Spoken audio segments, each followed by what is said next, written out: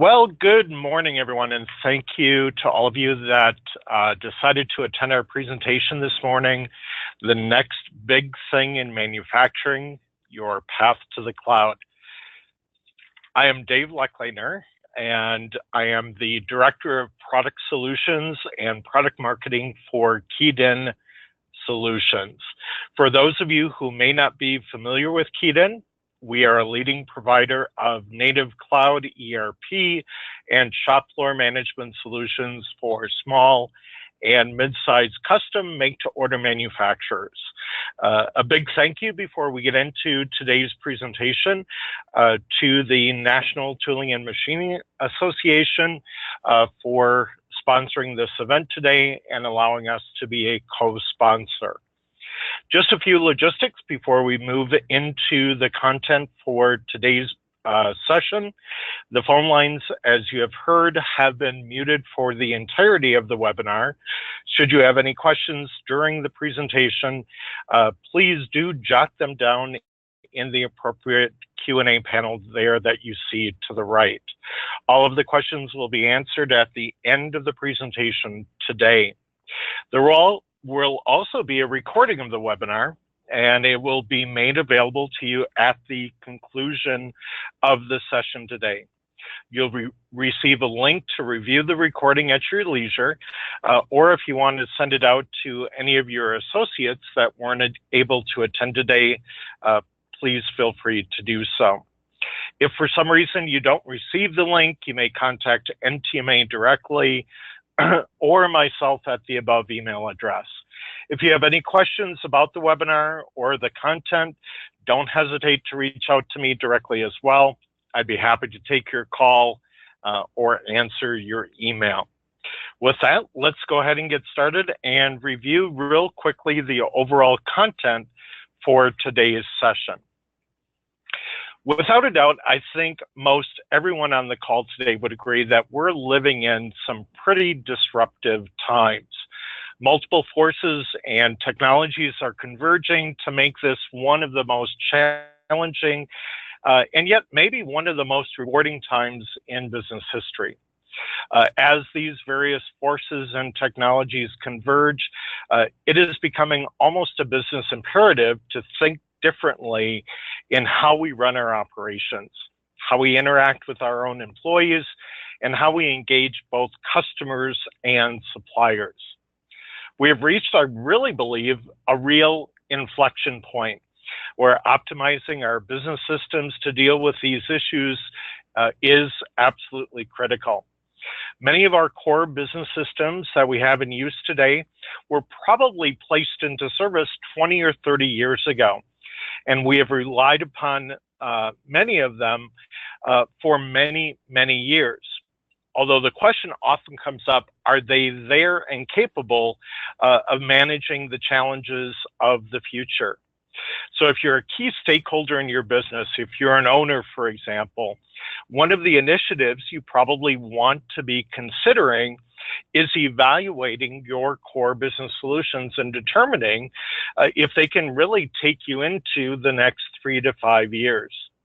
And if you determine that they cannot, what is the plan that you might have in place or might need to put in place to replace those solutions to allow you to better attract new customers, boost your revenue, or maybe even increase your margins?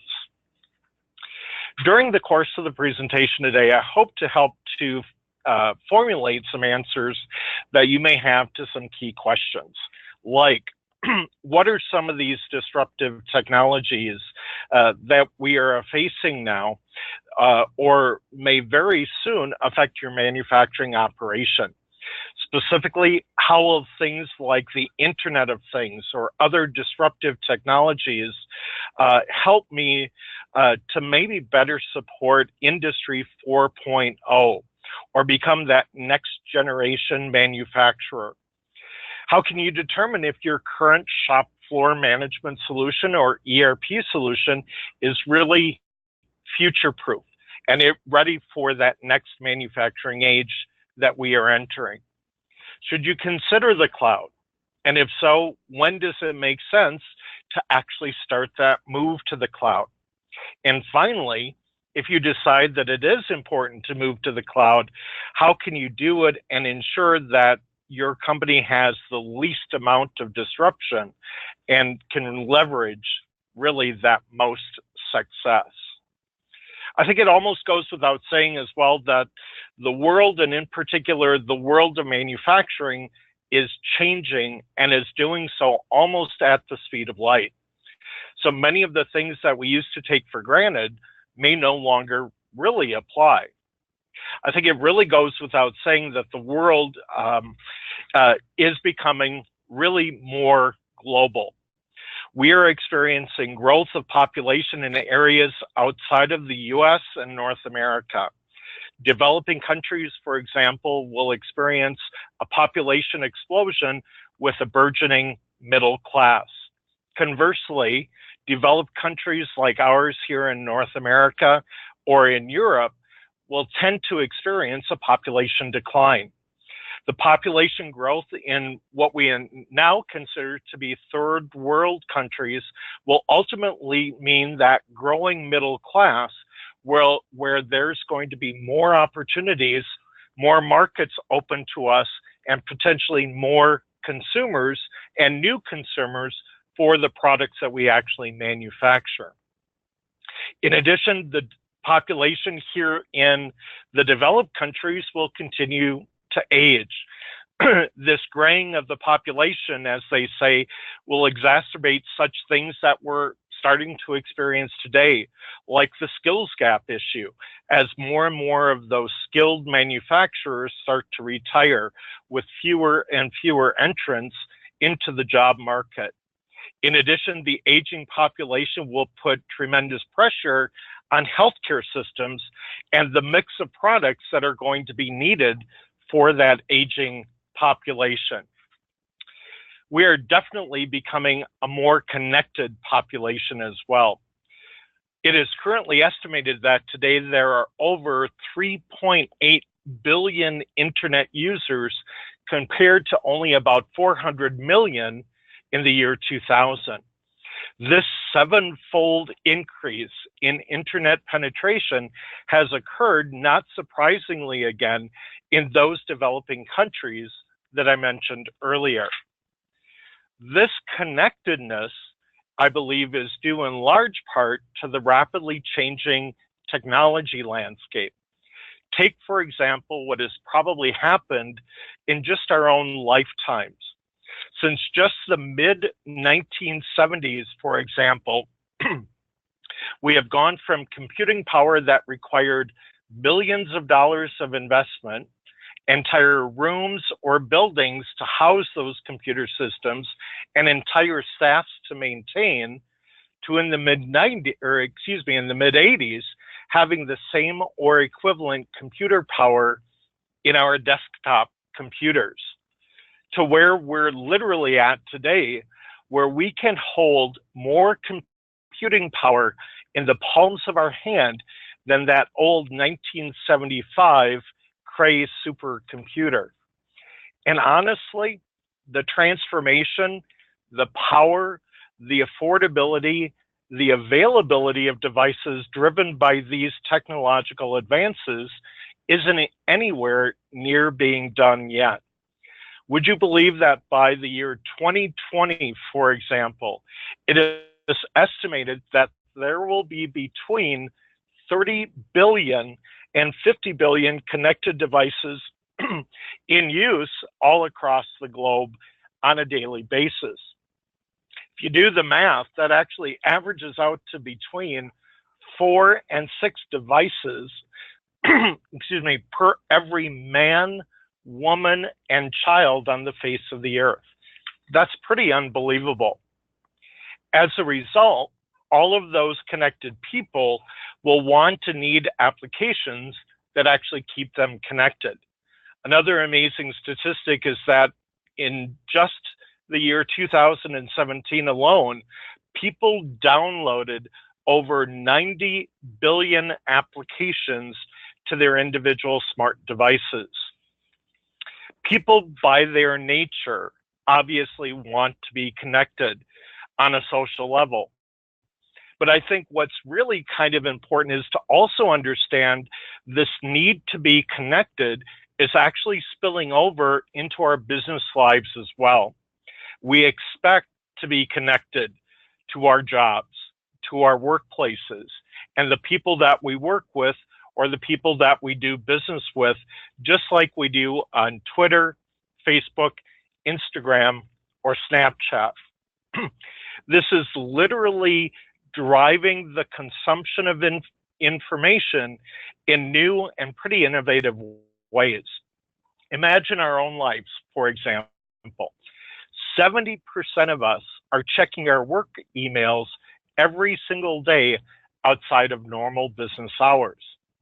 42% of us log into emails when we're on vacation at home or away from home or taking a sick day. 43% of us connect to our emails ahead of the workday to get a jump start on the day. And 91% of us can't put down our smartphones. We're checking those smartphones every 6 to 12 minutes. So ultimately, what does this really mean for manufacturing? I actually think quite a bit. All of this that I just mentioned, the globalization of our world, the technological advances, the level of connectedness, all of this means and will put tremendous pressure on our manufacturing operations. I think it's going to mean in some cases that this disruption will actually drive new business models. For sure, as our world gets smaller, as technology allows manufacturers and consumers from all around the world to interact and to do business with one another easier and cheaper than ever before, it's going to mean that our supply chains will grow and they will become more complex in many, many aspects. As people become more connected and actually want even more connectedness, it's going to mean that our business systems will need to adapt to a new paradigm, that people want to be able to work and interact anywhere. For example, today I'm presenting this webinar from my home office. People will want to access and interact with data, format they want, through whatever device that they want, anytime that they want, and anywhere that they're at in the world. The traditional concept that business and even manufacturing can only happen from 8 to 5 and within the confines of a brick and mortar building is almost going the way of the dinosaur. I firmly believe that where and how business is conducted will continue to undergo some pretty radical changes. And with all this connectedness, with all of this business happening literally again, anywhere and any time, we're simply going to see the amount of data that we have access to continue to expand. For example, studies have shown that 90% of the world's data has actually been created in just the last 2 years. In 2012, to put it into perspective, we actually doubled the amount of data just in that year than all 5,000 years of previously recorded history. And it's only going to get worse or better, depending upon how you look at it, as the Internet of Things continues to take hold and become entrenched. Traditionally, if you look at how data was generated, it largely came from people. In the future, more and more data will come from inanimate objects and devices or even products that we ourselves actually manufacture. With the advent of microtechnology, nanosensors, 3D printing, the magnitude of data generated from these devices will require that our core business systems become much more adept at dealing with that data and making sense of it. Another case in point, How many of you are actually leveraging robotics or investing in smart controls for your machining centers, or investing in other smart devices on the shop floor? If you are one of those shops that have implemented some of this technology, I would ask you, how is your core business system, your ERP system, actually keeping up? Is your current core business system actually able to take in this data as it's actually generated directly from the machines or from the parts out there on the shop floor? For example, I was just reading an article the other day on the new Boeing 787, the Dreamliner. It is said that for every flight of a Boeing 787, over half a terabyte of data will get generated for each and every flight. Ultimately, the benefit of that data is that we're going to get greater and greater insight, but only if we can actually put that data to work for us. There is honestly no way that we as humans have the power to make sense of all that data by itself. Our systems are going to need to radically change. Our systems are going to need to become smarter. Our systems will need to move beyond just mere administration of that data and visualization of that data to actually helping us to make sense of that data. At the end of the day, the greatest opportunity, I think, for us is going to be when we can leverage that data in a more predictive and proactive way. Wouldn't it be great if our core business systems would actually be able to anticipate when a customer should be placing an order with us? Wouldn't it be great if that system, if our system could actually automatically email that customer with a reminder to place an order? Or to take it to the next level, wouldn't it be great if that email would actually generate an order in our customer's system to communicate back to our system and actually create a sales order in our ERP solution? Sounds a bit far-fetched, I know, but maybe, maybe not. Hopefully, that's the way that we should all be thinking. And if you think at all about any of this and start to ask yourself the question, well, how is this really going to apply to me? One of the interesting things that I just recently read as well is that studies are showing that this whole concept of the Internet of Things, that manufacturing will actually be one of the largest industries that will gain the most benefit from all of this data that's being generated. That means, I think, that as we start preparing for really a new way of doing business, we need to start embracing those enablers that are going to help us get there. I'm a firm believer that the cloud, will become the great enabler for the next generation manufacturer. The cloud, I think, combined with everything else that I've talked about, will allow manufacturers to become much more customer-centric, more specialized in what they do, more collaborative, more distinctive, more agile, and more automated than ever before. All of this combined really means that I think if you want to be a leading edge manufacturer that embraces some of these key enablers, that you're going to be able to generate a whole lot more revenue at a reduced cost compared to your competitors. So at the end of the day, how does a manufacturer actually become more cloud enabled? I think there's a number of different things that we can do and we can put in place. First and foremost, one of the important things that I think you need to keep in mind and actually do is get yourself up to speed. Things are going to start changing really, really rapidly. So I think it's really pretty key to keep abreast and connect, there's that word again, with industry experts that are out there. I think the next thing you need to do is kind of understand where you're at today in terms of your own cloud journey as a company. I love this graphic just because I believe it really paints a pretty clear picture of how a typical small manufacturer might start taking advantage of the cloud over time. I'm a firm believer that you don't treat this like a light switch. It's not something that you just magically turn on and you're going to be there.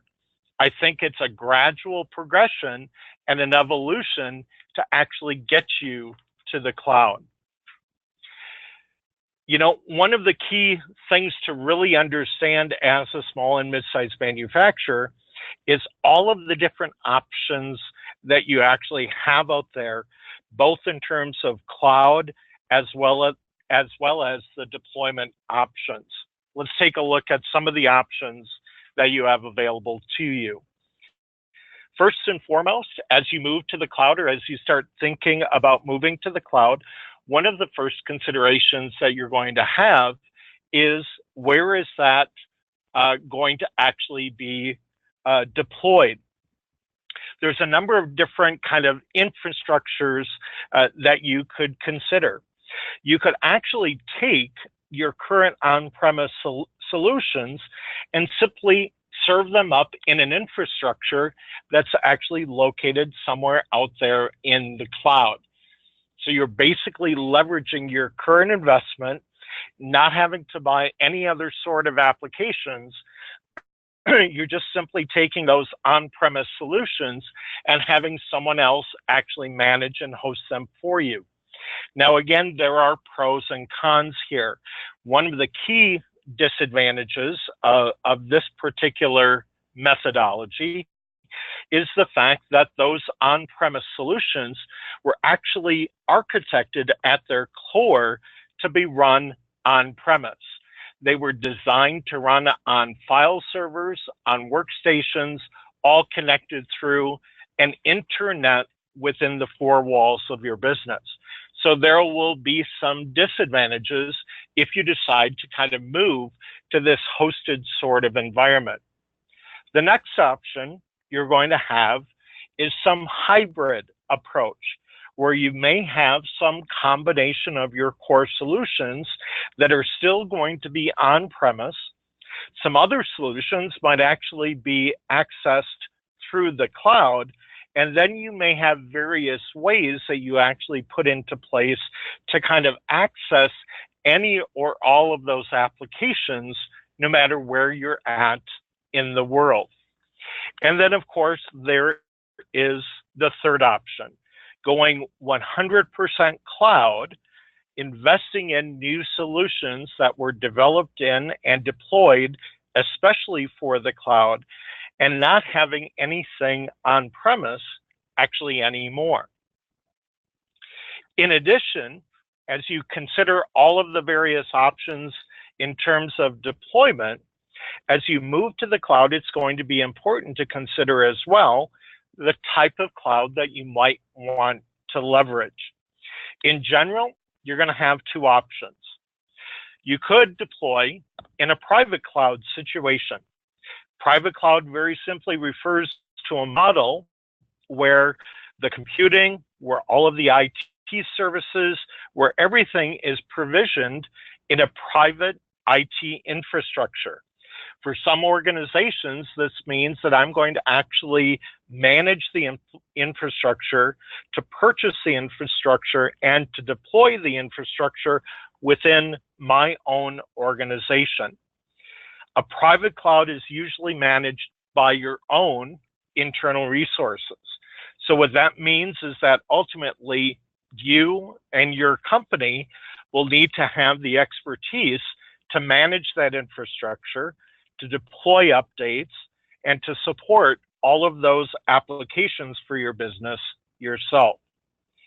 You may actually have different ways that you could leverage private cloud. Private cloud doesn't necessarily mean that you have to manage everything internally. You could actually search out and leverage third-party infrastructure providers, but then ultimately still support it with your own internal resources. Or you may actually ask that third-party vendor to also manage it as well. On the other hand, kind of the reverse side of the coin, as it were, you may actually decide to deploy in a public cloud. When you do that, you now shift the entire infrastructure and, more importantly, the management of that infrastructure to a third-party vendor who also offers up that cloud to other businesses as well. The vendor or service provider in this model provides really everything. They provide the people resources, the infrastructure resources, the virtual machines, the applications, the storage, and everything really at scale to the general public, or at least a good portion or good segment, a good sized segment of that population. Regardless, whether you decide to go public cloud or private cloud, either service is usually offered on a pay-as-you-go basis or as a monthly or yearly subscription model. Usually, when you look at public versus private, you should see that when you deploy or when you decide to deploy utilizing a public cloud, it's going to tend to be much less expensive than private cloud deployments, just because the cost of the infrastructure, all of those services, all of those resources that are needed are going to be shared amongst a much larger group of people. You know, another critical point of discussion I think that every business has to deal with is really looking very seriously at the pros and cons of actually becoming cloud enabled, especially with their ERP solution. In general, as a manufacturing company moves more and more of their core business processes to the cloud, they should be able to really reap some significant benefits. Traditionally, cloud deployments, especially as it relates to your ERP solution, will tend to be more scalable. In other words, as you grow your business, usually you would not see that same increase in cost when you deploy this sort of solution. Usually in the old on-premise model, as you increase your usage of the solution, as more users came on board using the solution, you would typically see the average cost per user not really decrease. Rather, it would probably stay about the same cost per employee. Generally speaking, with cloud deployments, you should generally see that the cost per individual user will actually decrease as the number of users increase. Another obvious benefit to a cloud solution is the availability. 24/7, 365, anywhere that you're at in the world, because all you really need at the end of the day is an internet. IT costs, especially the upfront IT costs, should be greatly reduced. You don't need servers anymore. You don't need heavy-duty workstations, because if it's true cloud, and I want to emphasize that, if it's a true cloud application, any device that can hit a web address should be able to use it. In addition, the additional headaches of upgrading the infrastructure, upgrading the application, all of that falls now back to the vendor. We should also see, when we deploy in the cloud, much more rapid deployments, more globally connected enterprises. Getting back to that concept that we are becoming much more of a global economy. Now, of course, as you weigh the definite advantages, you should also be aware of some potential downside when deploying an ERP solution in the cloud. In some cases, again, I would emphasize, in some cases, there may be limited customizability of the solution. Obviously, the speed and uptime of your own internet connection may come into play. There will be frequent but little updates. Now, again, when you look at that, that might actually be an advantage. One of the inherent issues with traditional on-premise solutions, regardless of the type of solution, is really the length of time for upgrades, how big the upgrades are, and how disruptive those upgrades typically are for the small and mid-sized manufacturer. Typically, in a lot of cloud deployments, you're going to see maybe monthly, if not weekly, new deployments. So that means that the disruption factor almost goes away. The upgrades are going to be much, much smaller, almost invisible to the actual end user. So what could be a potential con, those frequent updates, might actually turn into a huge benefit for you. And then obviously there's the whole security question. So any smart business owner that's considering the move to the cloud should obviously take into consideration all of those potential risks and try to mitigate them. So let's talk security first. Security actually is kind of an interesting concept. Believe it or not, and again, probably not hard to believe, security concerns used to be the number one reason that manufacturers chose not to consider the cloud. We hear about data breaches almost every month. Today, believe it or not, it's actually done an about face. Security is actually the number one reason that businesses, and especially manufacturers, are actually choosing the cloud. If you think about it, imagine all of the different viruses and malware that is being developed every single year. Quite honestly, there's no small manufacturer, there's no individual IT person that could ever keep up with it.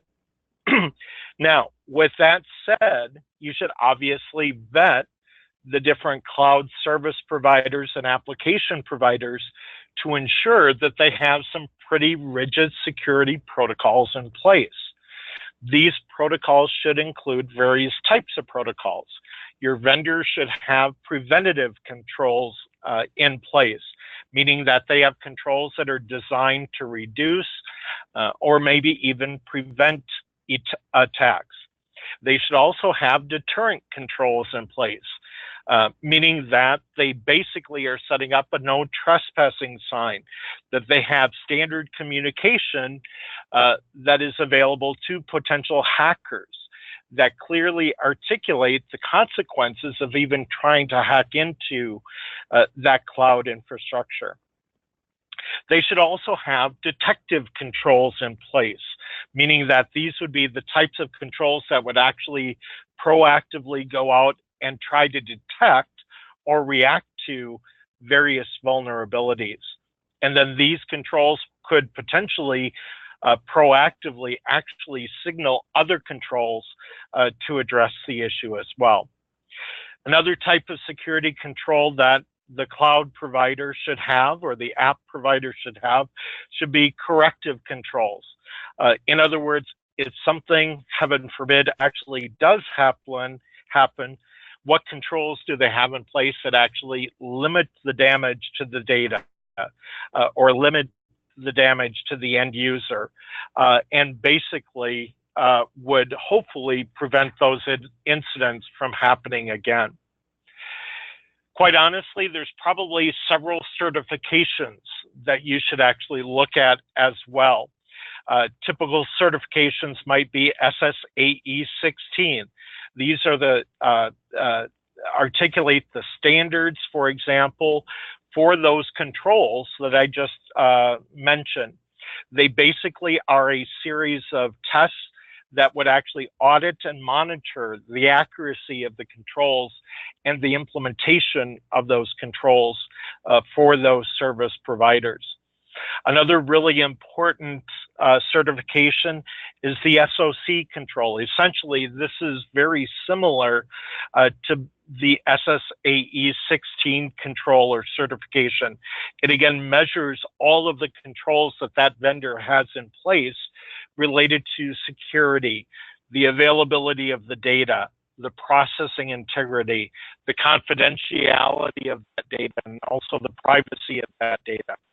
Another certification that's very important if you're dealing with customers or suppliers in Europe is the EU-US Privacy Shield.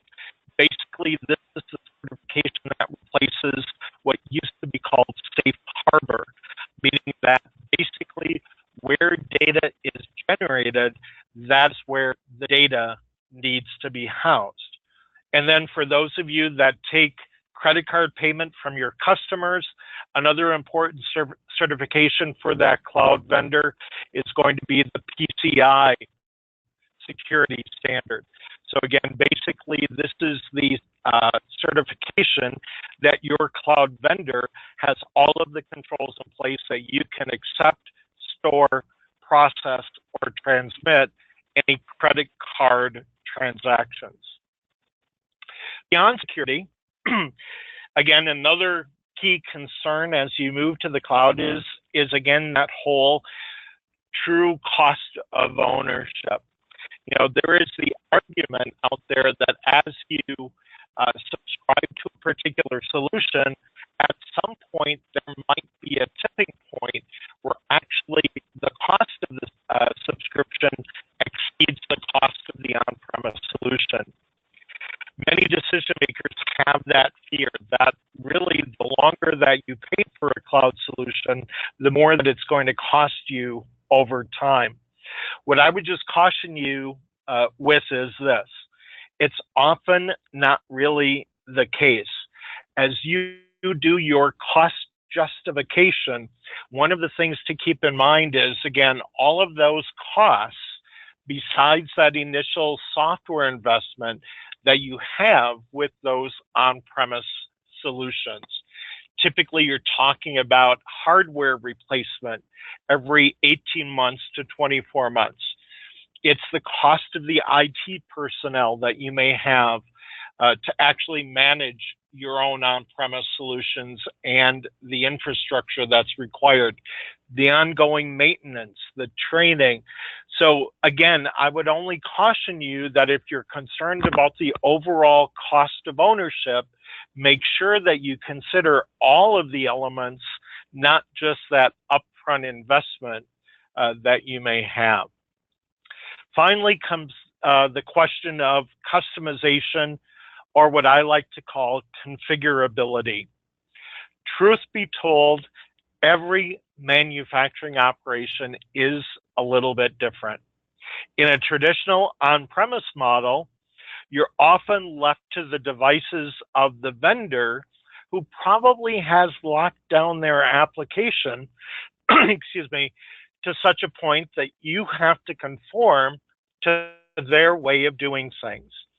Any tweaks that you can make will usually be pretty superficial and quite honestly, at the end of the day, not get you very far. For example, in a traditional on-premise model, you might be able to customize a few fields. You might be able to change a few of the field names. You might be able to change some of the reports, but it's likely that you're not going to be able to change the business flow or the logic of the system, unfortunately. And if you did want to make a change like that, you'd probably have to pay the vendor to make the initial change, but then time and again repay that vendor for each and every upgrade. Or you might have to buy a bolt-on application that's not core to the solution, and then maybe manage the gap or the disconnect in that functionality with each and every upgrade. At some point, cloud solutions can very often mirror that. If you don't choose the right cloud application as you move your way into the cloud, you might run into the same exact issues. So the moral of the story here is that not every cloud solution is architected the same way. Now, with that whole argument of customization or configuration, what are some key things to keep in mind? Number one, as you choose your cloud solution, it should really meet probably 75 to 80% of what you need out of the box. The system, however, should also allow you to make some easy changes or customizations. You should be able to make those changes without constantly having to go back to the vendor. And those changes should actually be insulated or separated so that you can take those frequent and often updates.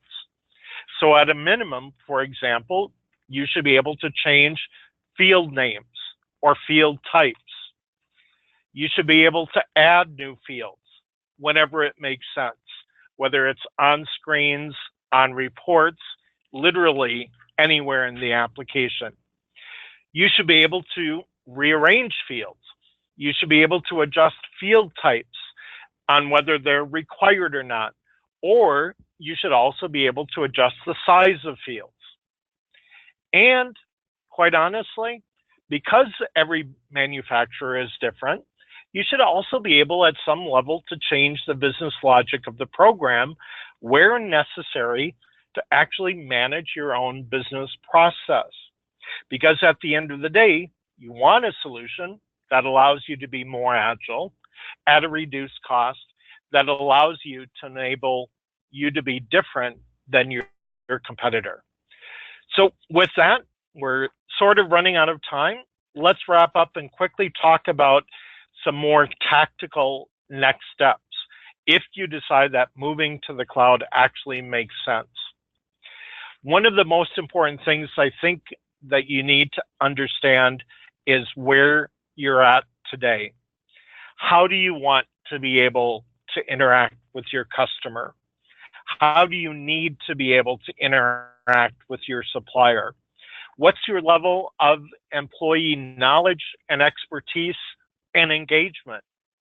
What's your ability to adopt new technology? What's your cultural ability to be able to do that? I then think you need to focus on those key things that are going to give you the greatest return. Definitely moving to the cloud, from my standpoint, is an evolution, not a revolution. You also need to understand your roadblocks to success. Typically, a lot of those roadblocks are going to come down to culture.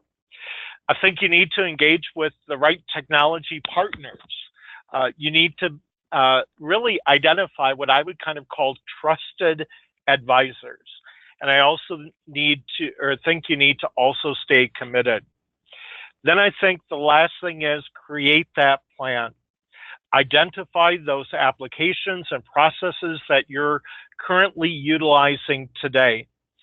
Analyze and assess how those applications and how those business processes perform in your existing environment, and have you really optimize those currently before you actually decide to move them to the cloud.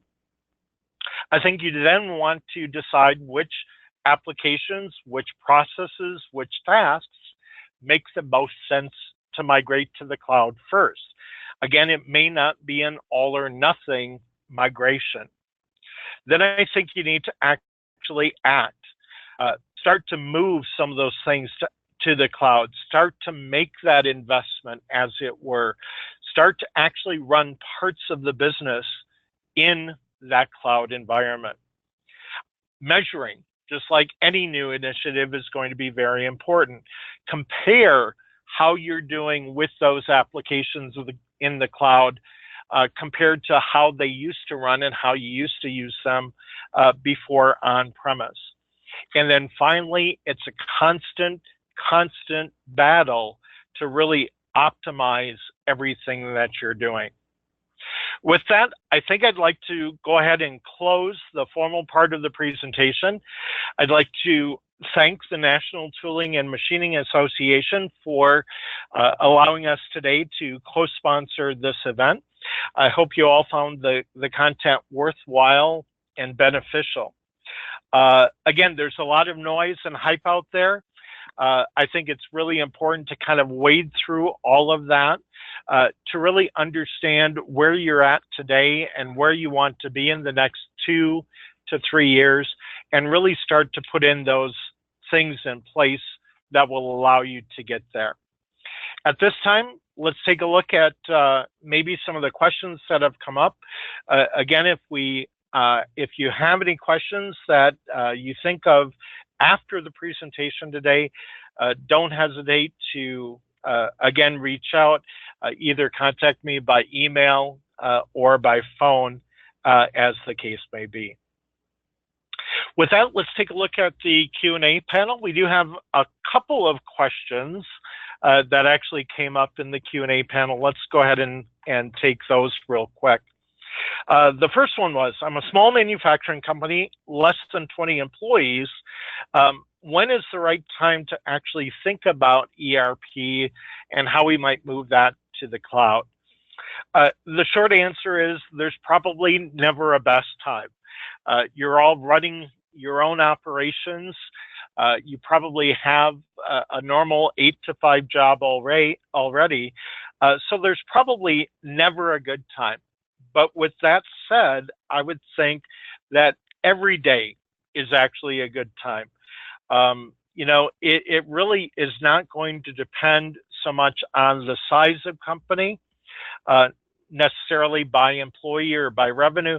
It's really, what is your business need? And I would consider the cloud no different than any other business decision. If you have reached a point where the current systems that you're using, whether manual or computerized or on-premise today, is not meeting your needs, it's a good time to start looking at and at least engaging with vendors and other partners that are out there that can help you make that decision. So again, I don't think it's necessarily the size of the company so much as so much what is your business need.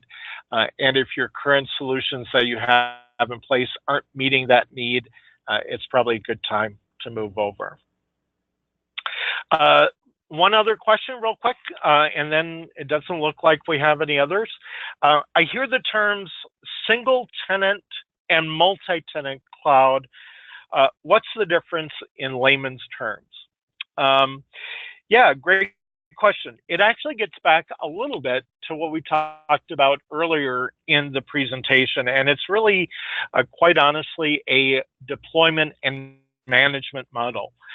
Basically, in a single tenant environment, that means one company is on one set of infrastructure running their own set of applications.